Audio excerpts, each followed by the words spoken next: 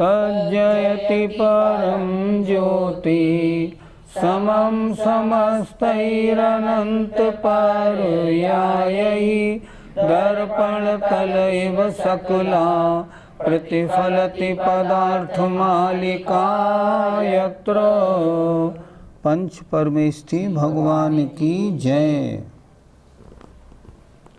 हिंसा का वर्णन 49 श्लोकों में पूरा हुआ।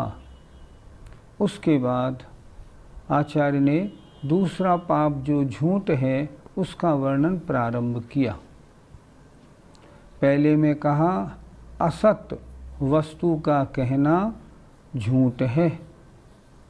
असत अभिधानम अनृतम, उसके 4 भेद बताए।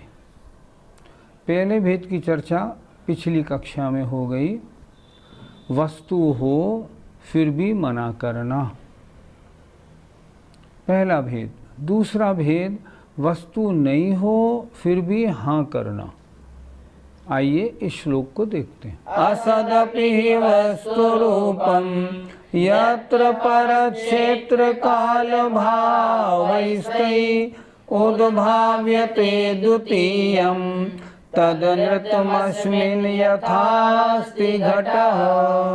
असदपि ही, अविद्यमान होते हुए भी, वस्तु रूपम वस्तु रूप को, यत्र माने जहाँ, अन्य क्षेत्र काल भावों की अपेक्षा उद्भाव्यते कहना।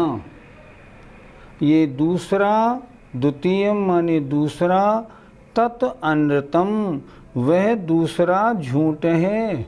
यथा माने जैसे, अस्मिन माने इस जगह, घट है।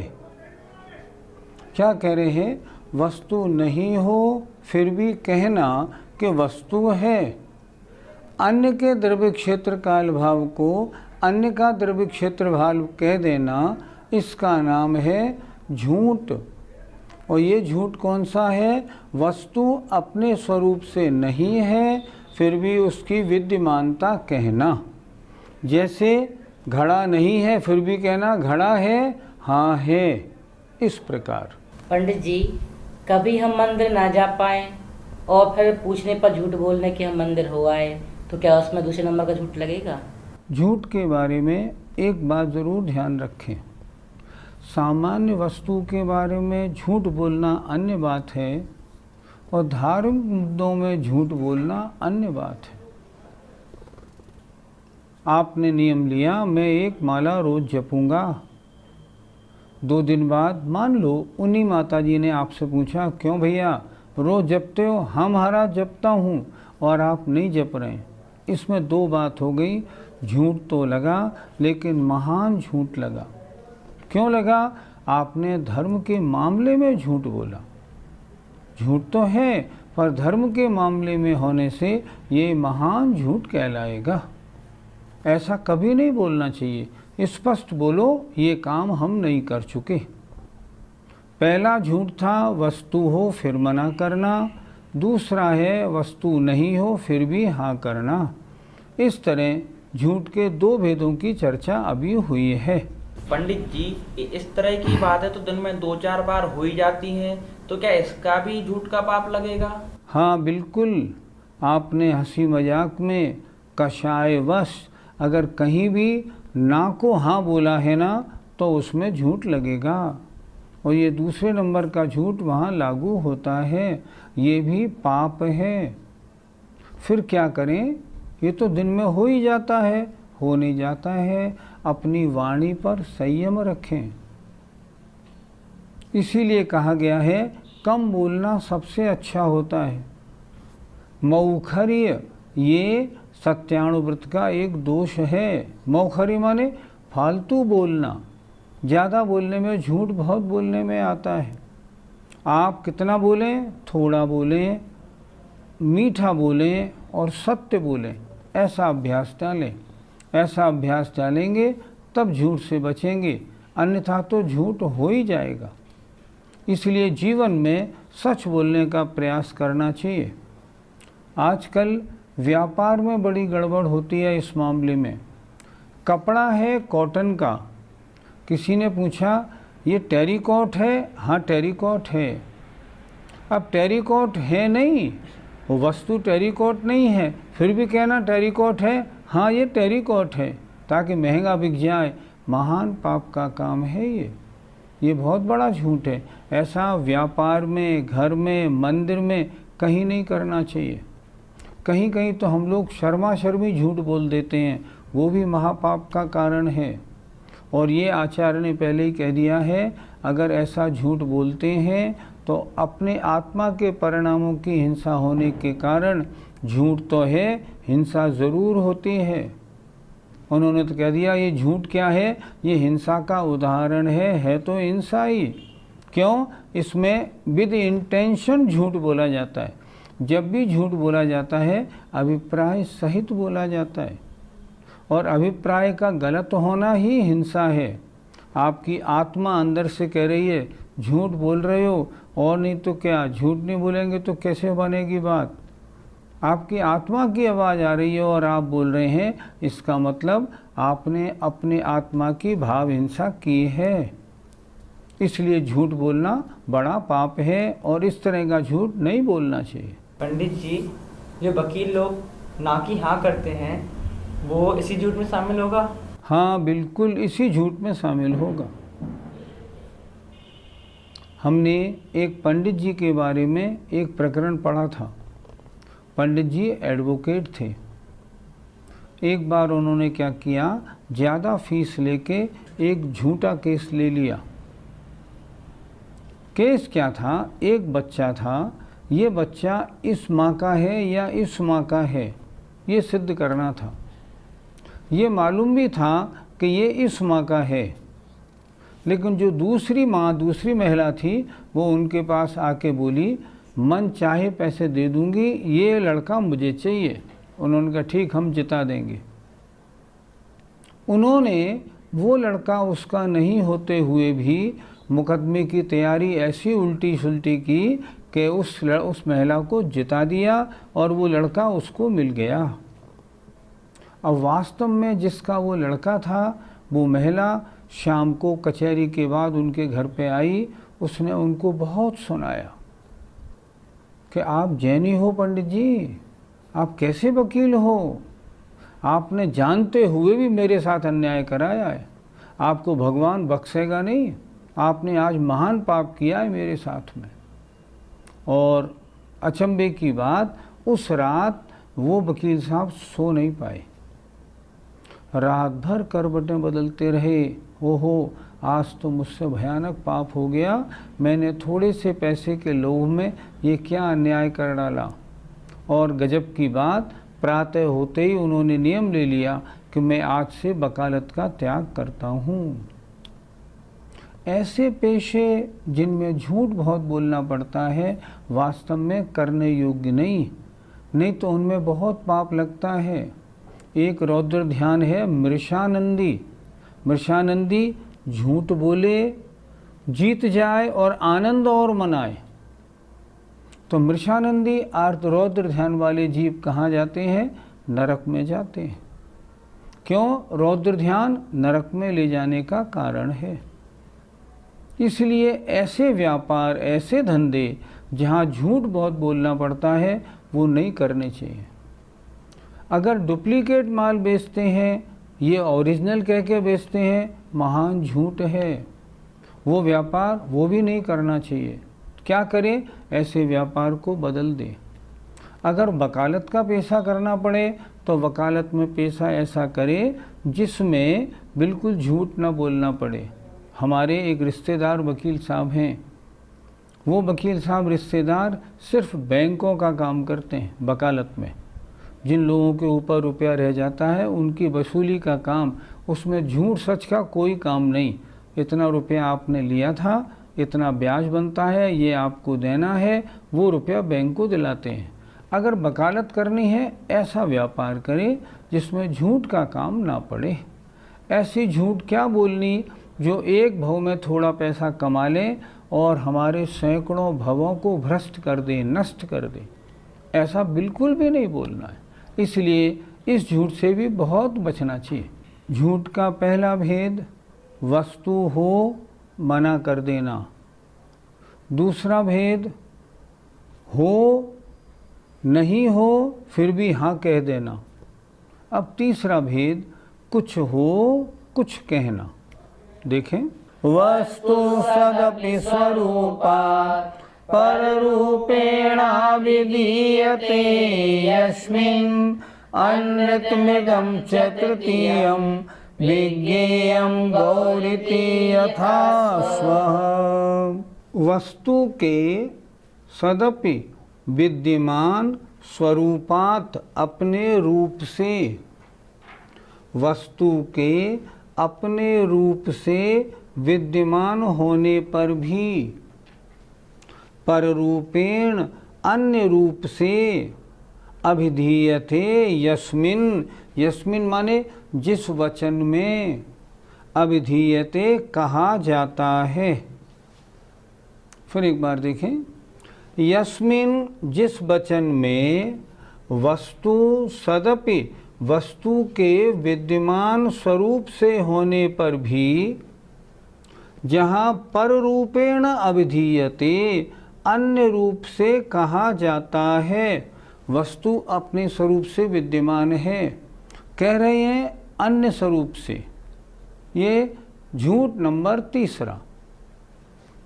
अनृतम इदम च तृतीयम, इदम यह है तीसरा झूठ वचन है। जानना चाहिए, गौ इति संधि विच्छेद करें, गौ इति यथा श्वः, अर्थात जैसे घोड़ा हो और उसे गाय कहना, इस प्रकार जानना चाहिए।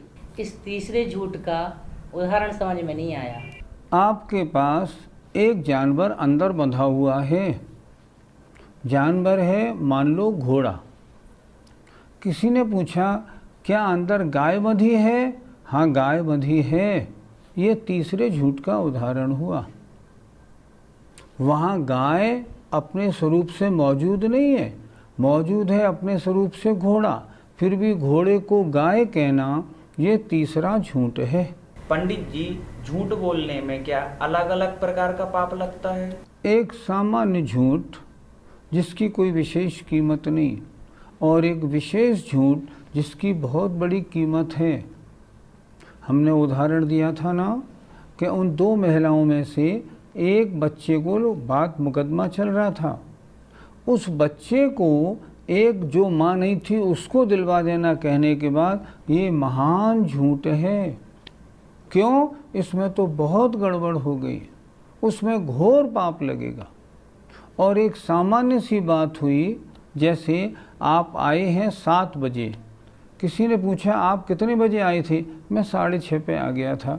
इससे कोई विशेष नुकसान होने वाला नहीं। इसलिए ये झूठ जो है ना, ये झूठ कम पाप वाला माना जाएगा, हल्का माना जाएगा, और वो झूठ बहुत बड़ा माना जाएगा। वकीलों में क्या होता है, जितने मुकदमे, जितने झूठ ज़्यादा, जिनमें झूठों को सच कराने का जहाँ मुद्दा होता है वहाँ फीस बहुत मिलती है। तो जो उस काम को करते हैं उनकी अगली गति कौन सी होनी है मालूम नहीं, कौन सी गति होगी। जो है उसको वो ही बोलो ना। है कुछ, कह रहे हैं कुछ, सिद्ध कर रहे हैं कुछ, ये बहुत बड़ी गड़बड़ है। इसलिए ऐसा व्यापार नहीं करना चाहिए। पंडित जी, डालडा घी को असली घी कहकर बेचना क्या इस झूठ में आएगा? ये झूठ में भी आएगा और चोरी में भी आएगा, क्योंकि एक चोरी का दोष लिखा है, प्रतिरूपक व्यवहाराः, समान दिखने वाली दो वस्तुओं में कुछ को कुछ कह के सस्ते वाली को महंगी वाली कह के बेच देना। है तो डालडा लेकिन उसे असली कह के बेचना, इसका नाम चोरी है और झूठ भी है, दोनों हैं। इसलिए ये बात बहुत गलत, इसको बिल्कुल नहीं करना चाहिए।